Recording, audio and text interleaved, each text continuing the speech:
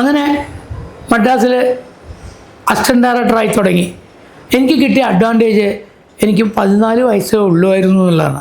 അല്ലാതെ കഴിവൊന്നുമല്ല, ആകെ 10ാം ക്ലാസ് പഠിച്ചിട്ടേ ഉള്ളുമായിരുന്നു. അപ്പോൾ അതുകൊണ്ട് അവിടെ പോയിട്ടാണ് പിന്നെ എൻ്റെ ഏട്ടൻ്റെയൊക്കെ നിർബന്ധം, നീ ഡിഗ്രി എടുത്തേ പറ്റൂ എന്നൊക്കെ പറഞ്ഞ് കറസ്പോണ്ടൻസ് കോഴ്സിന് PUCക്കൊക്കെ ചേർത്തി.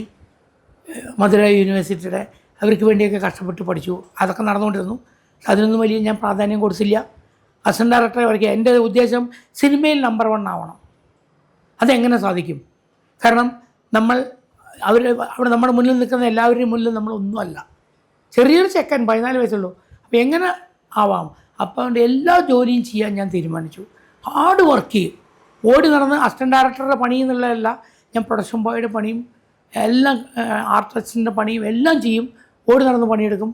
അപ്പോൾ ഒരു ദിവസം എനിക്ക് അനുഭവമുണ്ട്. ഉമ്മച്ചൻ്റെ സെറ്റിൽ പെട്ടെന്ന് ഷീല ചെരുപ്പും ഊരാൻ മറന്നുപോയി. ലാസ്റ്റ് മിനിറ്റിൽ ഷോർട്ട് റെഡി എടുക്കു പറയുമ്പോൾ ചെരുപ്പ് കാണുന്നത്. ഭാസ്കർ മാഷ് പെട്ടെന്ന് ദേഷ്യപ്പെട്ട് ചൂടായി, എന്താ അത് ചെരുപ്പ് നോക്കണ്ടേ എന്ന് എല്ലാവരും നോക്കി ചീത്ത പറഞ്ഞു. അപ്പോൾ എല്ലാവരും ആ അന്തം വിട്ട് ഫമ്പിൾ ചെയ്ത് നിൽക്കുമ്പോൾ ഞാൻ ഒറ്റ ഓട്ടാണ് കണ്ണു മൂടിയിട്ട് ഓടിപ്പോയി, ശരി ചെരുപ്പ് ഊരി വാങ്ങിച്ചു. നീ പോടാ, ഞാൻ എൻ്റെ സ്ത്രീയെ വിളിക്കാം, ആയെ വിളിക്കാമെന്ന് പറഞ്ഞു. വേണ്ട ഉണ്ടെങ്കിൽ ചെരുപ്പ് പറഞ്ഞു പിടിച്ച് വാങ്ങിക്കൊണ്ടെന്ന് വെച്ചു. ഷോട്ട് കഴിഞ്ഞപ്പോൾ ഭാസ്കർ മാഷ് വിളിച്ചു, ചന്ദ്രൻ എന്തിനാണ് അവരുടെ ചെരുപ്പൊക്കെ എടുക്കാൻ പോയത്? അതിനെന്താ, നമുക്ക് വേഗം ഷൂട്ടിങ് നടന്നാൽ പോരെ. അപ്പോൾ എൻ്റെ മോശം ഒരു സെക്കൻഡ് നോക്കി, അടുത്ത് വിളിച്ച് കെട്ടിപ്പിടിച്ച് ഞാൻ തട്ടി. വെരി ഗുഡ്, ആ കോംപ്ലക്സ് ഇല്ലാതിരിക്കണം എന്ന് പറഞ്ഞു. ഞാൻ ഒന്നും മിണ്ടിയില്ല.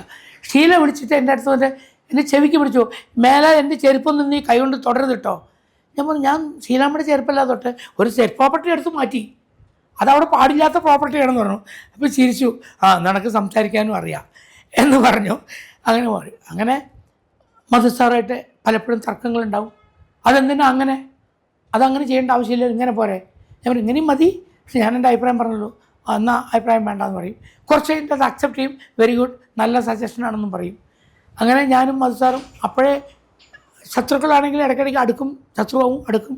അസിസ്റ്റൻ്റ് ഡയറക്ടേഴ്സ് ഞാൻ പറഞ്ഞില്ലേ, ഞങ്ങളൊക്കെ കോടമ്പാക്കുന്ന അസിസ്റ്റൻ്റ് ഡയറക്ടറല്ലേ. അപ്പോൾ ഞങ്ങളോട് തർക്കിക്കും. ഞങ്ങൾക്ക് അത്ര വിവരമില്ല, അതുകൊണ്ടാണ് എന്നാണ് ഇവരെയൊക്കെ ധാരണ. പക്ഷേ പ്രാക്ടിക്കൽ നോളജ് വേണമെന്നുള്ള അവർക്ക് പലർക്കും അറിയില്ല.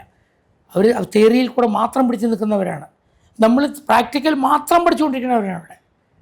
തിയറി അറിയില്ല. അപ്പം ഞാൻ പറയാം, ഒരു പുസ്തകം നോക്കി നീന്തൽ പിടിച്ചിട്ട് നിങ്ങൾ വെള്ളത്തിൽ ചാടി ചത്തുപോകും. പുസ്തകം നോക്കിയിട്ട് കൈയും കാലും ഇങ്ങനെ അടിച്ചാൽ മതി എന്നൊക്കെ പറയും. വെള്ളത്തിൽ ചാടിയിട്ട് കൈയും കാലും അടിച്ച വേറെ താന്നു പോകും. അപ്പോൾ അവിടെ നീന്തി തന്നെ പഠിക്കണം. സിനിമയിൽ നമ്മൾ പുസ്തകം നോക്കി തിയറി പഠിച്ചിട്ട് ഈ സിനിമയ്ക്ക് ഇറങ്ങിയാൽ ഇവിടെ ചാവുന്നത് നമ്മളല്ല, നമ്മുടെ പാവം പ്രൊഡ്യൂസറായിരിക്കും. മനസ്സിലായില്ലേ? അതുകൊണ്ടാണ് ഞാൻ കുട്ടികളോടൊക്കെ പറയാറുണ്ട്, മക്കളെ തിയറി മാത്രം പോരാ, നിങ്ങൾ എവിടെ പഠിച്ചോളൂ, ഏത് ഇൻസ്റ്റിറ്റ്യൂട്ട് പഠിച്ചോളൂ, പ്രാക്ടിക്കലി ആരെങ്കിലും കൂടെ 3-4 സിനിമയാണെങ്കിൽ മിനിമം. ഞാനൊക്കെ 75 സിനിമ അസിസ്റ്റൻ്റ് ഡയറക്ടറായി വർക്ക് ചെയ്തിട്ടാണ് ഞാൻ ഒരു ഡയറക്ടറാവുന്നത്. 77-78 സിനിമ വർക്ക് ചെയ്തിട്ടുണ്ടാവും, 14 ഡയറക്ടേഴ്സിൻ്റെ കൂടെ. അതൊക്കെ എനിക്ക് കിട്ടിയ ഭാഗ്യമാണ്. ഇനി അങ്ങനെ ഒരു സിനിമ ഉണ്ടാവില്ല, അങ്ങനെയൊന്നും ആൾക്കാരും ഉണ്ടാവില്ല. അന്ന് എന്താ വെച്ചാൽ ഞാൻ ഇതുകൊണ്ട് ഭാസ്കർ മാഷ് പറയാറുണ്ട്, ഞാൻ എന്തെങ്കിലും തെറ്റ് ചെയ്യുക അവിടെ നിങ്ങൾ ക്ലാപ്പ് ബോർഡ് എടുത്തിട്ട് എന്നെ അടിക്കാൻ ഓടും ഭാസ്കർ മാഷ്. കാരണം ഞാൻ ചെറിയ കുട്ടിയല്ലേ. ചന്ദ്രനെ ഞാനിപ്പോൾ, അപ്പോൾ ഞാൻ ഒറ്റ ഓട്ടാണ്, മാഷ എൻ്റെ പിന്നിൽ ഓടും. അപ്പോൾ അടൂർ ബാസ് കളിയാക്കി അച്ഛനും മകനും ഓടിക്കളിക്കുന്നു, കണ്ടില്ലേ അച്ഛനും മകനും ഓടിക്കളിക്കുന്നു പക്ഷേ കളിയാക്കും. അപ്പോൾ ഞങ്ങളെന്നെ ശരിക്കും മിണ്ടാതെ വന്ന് നിൽക്കും. ഇടയ്ക്കിടയ്ക്ക് എന്നെ ക്ലാപ്പ് ബോർഡ് എടുത്ത് അടിക്കാനൊക്കെ വരും തെറ്റ് ചെയ്യുമ്പോൾ. പക്ഷെ ആ ശിക്ഷാ രീതിയും ആ സ്നേഹവും ആ വാത്സല്യമാണ് എനിക്കെല്ലാം പഠിപ്പിച്ചു തന്നത്. അന്ന് അതൊക്കെ പഠിച്ചു നിന്നു. അവർ കൊണ്ടുവന്നപ്പോൾ വെറും അപ്പോൾ ഞാൻ ഈ ഓടിച്ചാടി പണിയെടുക്കുന്നുണ്ടും എന്ത് ചീത്ത പറഞ്ഞാലും എനിക്ക് വേദനിക്കില്ല. കാരണം എൻ്റെ ആഗ്രഹം എനിക്ക് എങ്ങനെയെങ്കിലും ഒരു വലിയ ഡയറക്ടറാണ്. ആര് ചീത്ത പറഞ്ഞു, എന്ത് പറഞ്ഞു, എന്നെ ആര് ഇൻസൾട്ട് ചെയ്തു, അതൊന്നും എനിക്ക് പ്രശ്നമല്ല ജീവിതത്തിൽ. ഒരുപാട് പേര് എന്നെ ഇൻസൾട്ട് ചെയ്തിട്ടുണ്ട്, ഒരുപാട് ചീത്ത പറഞ്ഞിട്ട് വേദനിച്ചിട്ടുണ്ട്. അതൊക്കെ ഞാൻ മറക്കുന്നു. അതിലൊന്നും അർത്ഥമില്ല. എല്ലാ മനുഷ്യരും ഒരുപോലെ അല്ലല്ലോ. അപ്പോൾ അവരവരുടെ സ്വഭാവം കാണിക്കും. അത് നമ്മൾ കണക്കാക്കേണ്ട ആവശ്യമില്ല. നമ്മൾ അതൊക്കെ സഹിച്ചുകൊണ്ട് ഉൾക്കൊണ്ടുകൊണ്ട് നമ്മളാവാൻ ശ്രമിക്കുക. അതാണ് വേണ്ടതെന്നാണ് ഞാൻ പറയുക. അതന്നെ ഞാൻ ചെയ്തിട്ടുള്ളൂ. ഞാൻ വലിയ മഹാനല്ല, വലിയ ഫിലോസഫറൊന്നുമല്ല, എൻ്റെ അനുഭവങ്ങൾ പറയുന്നതേ ഉള്ളൂ. അല്ലാതെ ഇതൊരു മോട്ടിവേഷൻ ക്ലാസ്സും അല്ല, ഞാൻ അതുമല്ല ചെയ്യുന്നത്. മനസ്സിലായില്ലേ? അപ്പോൾ അങ്ങനെ ഞാൻ തുടങ്ങി. പി ഭാസ്കറിൽ തുടങ്ങി. പി ഭാസ്കറിൻ്റെ അസിസ്റ്റൻറ്റ് പി വിജയൻ ഡയറക്ടറായപ്പോൾ വിജയനും കെ നാരായണനും ചേർന്ന് വിജയനാരായണനായി. അത് കഴിഞ്ഞ് doctor Balakrishnan, JC, Hariharan, AB Raj, Adoor Bhasi, ഇൻസ്റ്റിറ്റ്യൂട്ടിൽ നിന്ന് വന്ന ഗോവിന്ദൻ, എൻ്റെ ചേട്ടൻ പി ഗോപികുമാർ, തിക്കുറിശ് ചേട്ടൻ, ഇനി രവീന്ദ്രൻ മറ്റൊരു മനുഷ്യൻ പറഞ്ഞ സിനിമ എടുത്ത ഒരു കാർട്ടൂണിസ്റ്റ് രവിയുണ്ട്, അദ്ദേഹം. പിന്നെ തമിഴിൽ ഒരു പൊന്മകൾ വന്ധ്യാറെന്ന് പറഞ്ഞ പടമൊക്കെ എടുത്തപ്പോൾ ഒരു ചെട്ടിയാർ, ആ ചെട്ടിയാരുടെ പടം, രാജു എന്ന് പറഞ്ഞിട്ടൊരു ഡയറക്ടറുടെ പടം. അങ്ങനെ 14 ഡയറക്ടറോ 15 ഡയറക്ടറെ കൂടെ വർക്ക് ചെയ്തു. ബ്ലാക്ക് ആൻഡ് വൈറ്റ് പടങ്ങളായിരുന്നു അന്ന് വർക്ക് ചെയ്ത എല്ലാ പടങ്ങളും. Black and വൈറ്റാണ്. കളറിലേക്ക് കടന്ന കാലഘട്ടത്തിലാണ് ഞാൻ ഹരിഹരൻ്റെ കൂടെ രാജഹംസം വർക്ക് ചെയ്യുന്നത്. രാജഹംസത്തിൻ്റെ പകുതിയിൽ നിന്ന് ഞാൻ അരൺ സാറിൽ നിന്ന് വന്ന് ഞാൻ ഇൻഡിപെൻഡൻറ്റ് ഡയറക്ടറായി. അതുവരെ അരൺ സാറുടെ കൂടെയും ഉണ്ടായിരുന്നു, ജെയ്സിയുടെ കൂടെ ഉണ്ടായിരുന്നു, പിന്നെ വിശ്വംഭരൻ സാറുടെ കൂടെ ഉണ്ടായിരുന്നു, വിശ്വംഭരേട്ടൻ, ഇവരൊക്കെ കൂടെ ഞാൻ വർക്ക് ചെയ്തിരുന്നു. ഒരുപാട് ഡയറക്ടേഴ്സിനോട് വർക്ക് ചെയ്യാനുള്ള ഭാഗ്യമുണ്ടായി. ഡോക്ടർ വാസൻ പ്രൊഡ്യൂസർ മാത്രമല്ല ഡയറക്ടറാണ്. അങ്ങനെ കിട്ടിയ ഭാഗ്യമാണ്. ഡോക്ടർ വാസൻ്റെ സിനിമകൾക്ക് അദ്ദേഹം സ്ക്രിപ്റ്റ് എഴുതി തരും, ക്ലിനിക്കും കൂടി ഒന്നിച്ച് കൊണ്ട് നടത്തുന്നതുകൊണ്ട് ആ വരുമാനം കൊണ്ടാണ് ഇവിടെ പ്രൊഡ്യൂസ് ചെയ്യുന്നത്. അപ്പോൾ ക്ലിനിക്കിൽ ഇരുന്ന് പേഷ്യൻറ്റിനെ നോക്കിയില്ലെങ്കിൽ ഇവിടെ ഞങ്ങൾക്ക് ചാപ്പാട് വാങ്ങാൻ കാശുണ്ടാവില്ല. അപ്പോൾ ക്ലിനിക്കിലും കൂടി പോവും ഡോക്ടർ. അപ്പോൾ പോകുമ്പോൾ പറയും, ചന്ദ്ര ഈ സീൻ എടുത്തേക്ക് ഞാനിപ്പോൾ വരാമെന്ന്. അവിടെ രോഗികളെ വെയിറ്റ് ചെയ്തുകൊണ്ട് പോവും, ഞാൻ ഷൂട്ട് ചെയ്യും. അങ്ങനെ എനിക്ക് ഇൻഡിപെൻഡൻ്റായിട്ട് ധൈര്യമായി ഷൂട്ട് ചെയ്യാനുള്ള സന്ദർഭങ്ങളുണ്ടായി. അപ്പോൾ ഞാൻ ഷൂട്ട് ചെയ്ത് കൊണ്ടിരുമ്പോൾ അതിൽ തെറ്റുകൾ, ഇതാണ് ശരിയല്ല, ഇത് തെറ്റാണെന്ന് പറഞ്ഞു തരാൻ എഡിറ്റർ വെങ്കട്ടരാമൻ ഉണ്ടായി. അവർക്ക് മലയാള സിനിമയുടെ തലതൊട്ടപ്പന്മാരാണ്. അപ്പോൾ ജി വെങ്കട്ടരാമനാണ്, ചന്ദ്രൻ അതിങ്ങനെ ചെയ്യണം അങ്ങനെ ചെയ്യണം. അപ്പോൾ ഞാനൊരു ഡയറക്ടർ ആവുന്നതിന് മുമ്പ് തന്നെ മറ്റ് ഡയറക്ടേഴ്സിൻ്റെ പേരിൽ ഷൂട്ട് ചെയ്ത് ഞാൻ ഡയറക്ഷൻ പഠിച്ചു.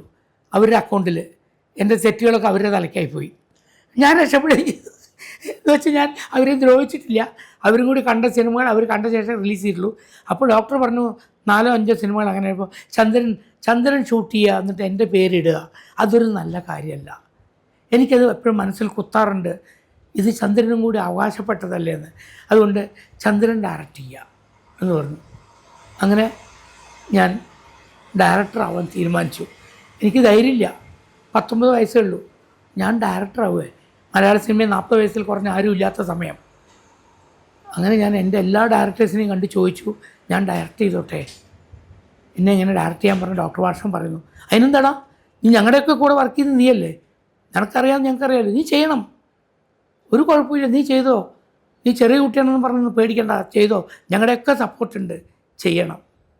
അങ്ങനെ ഞാൻ ഡയറക്ടർ ആവാൻ തീരുമാനിച്ചു. 14 ഡയറക്ടേഴ്സിനെ അറിയിച്ചു. 14 ഡയറക്ടേഴ്സും വേണം എൻ്റെ വിളക്ക് കൊളുത്തുമ്പോൾ എന്നെനിക്ക് നിർബന്ധം ഉണ്ടായിരുന്നു. അങ്ങനെ എനിക്ക് വേണ്ടി ഒരു ക്യാമറമാനെ അന്വേഷിക്കാൻ പോയപ്പോൾ എല്ലാ ഡയറക്ടേഴ്സും പറഞ്ഞു, നീ ഒരു വലിയ ക്യാമറമാനെ വെച്ച് വർക്ക് ചെയ്യണമെന്ന്. കാരണം നിനക്ക് എന്തെങ്കിലും പോരായ്മ ഉണ്ടെങ്കിൽ അവർ തന്നെ സഹായിക്കും. പക്ഷേ ഞാൻ ജസ്റ്റ് ഓപ്പോസിറ്റായിരുന്നു. എൻ്റെ മനസ്സിൽ പേടിയാണ്. ആ ക്യാമറമാരുടെ ആരുടെ മുന്നിലും ഞാൻ ഇരുന്നിട്ട് പോലുമില്ല. അവർ അടുത്ത് നിന്നിട്ടില്ല, 10 അടി മാറുന്നേ സംസാരിച്ചിട്ടുള്ളൂ. അവരെ എങ്ങനെ ഞാൻ ക്യാമറമാനൊക്കെ വെച്ചിട്ട് അതിങ്ങനെ ചെയ്യൂ ഇങ്ങനെ എടുക്കുമെന്ന് പറയാൻ പറ്റും. അപ്പോൾ ഞാൻ ഡോക്ടർ ബാലകൃഷ്ണനോട്, ഞാൻ ബാലേട്ടനെന്നാണ് വിളിക്കുക, ബാലേട്ടൻ തന്നെ പറഞ്ഞോട്ടെ, ബാലേട്ടനോട് പറഞ്ഞു, ബാലേട്ട ഞാൻ വിചാരിക്കുന്ന ഒരു ക്യാമറമാനെ കിട്ടിയാൽ കൊള്ളാം. അപ്പോൾ എന്തു പറ്റി? ചന്ദ്രൻ വിചാരിച്ച വിൻസൻ മാഷ് വരാൻ പറയണു, യുവരാജഗോപാൽ സാറ് വരാൻ പറയണു, മെല്ലിയറാൻ വരാൻ പറയണു, പിന്നെന്താ ചന്ദ്ര? അതല്ല, അവരൊക്കെ വരും, പക്ഷെ അവരൊക്കെ എൻ്റെ ടീച്ചേഴ്സാണ്, അവരെ ഞാൻ എൻ്റെ കൂടെ പറയുന്ന പോലെ ചെയ്യിക്കാൻ പറ്റില്ല. പിന്നെ എന്ത് വേണം ചോദിച്ചു, ഞാൻ പുതിയ ആളെ ക്യാമറമാനെ വെക്കുകയാണ്, എനിക്ക് യോജിക്കുന്ന ഒരാളെ വെച്ചോളൂ. പക്ഷെ എനിക്കൊരു നിർബന്ധമുണ്ട്, ഒരു ദിവസത്തെ വർക്ക് നമ്മൾ കാണും, കണ്ടിട്ട് നന്നായിട്ടില്ലെങ്കിൽ ആ ക്യാമറമാനെ മാറ്റും. കാരണം ഞങ്ങൾക്ക് ചന്ദ്രൻ്റെ ഭാവിയാണ് വലുത്. ആ ക്യാമറമാൻ ആരാണെന്ന് ഞങ്ങൾക്കറിയില്ല. ആ ക്യാമറമാൻ ഞങ്ങളുടെ കൂടെ വർക്ക് ചെയ്തിട്ടില്ല. അതുകൊണ്ട് ചന്ദ്രൻ പുതിയ ക്യാമറമാനെ തിരഞ്ഞോളൂ, ഇഷ്ടപ്പെട്ടാൽ വെച്ചോളൂ, നമുക്ക് ഷൂട്ടിങ് തുടങ്ങാം. അങ്ങനെ ഞാൻ എൻ്റെ ആദ്യത്തെ സിനിമയ്ക്കുള്ള ക്യാമറമാനെ തിരയാൻ തുടങ്ങി. കൂടുതൽ വീഡിയോകൾക്കായി ചാനൽ സബ്സ്ക്രൈബ് ചെയ്യുക, അടുത്തുള്ള ബെൽ ബട്ടണും കൂടി പ്രസ് ചെയ്യുക.